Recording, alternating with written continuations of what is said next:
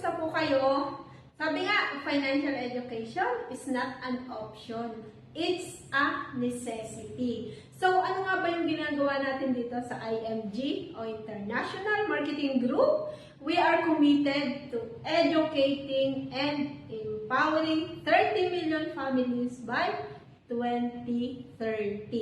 O yan, hoping kasama ka na namin sa aming campaign. And of course, iniimbitahan po namin kayo sa aming mga financial centers na matatagpuan po dito sa Santo Niño, Calapan. So, napakalapit po natin sa Unitap and Robinson Mall.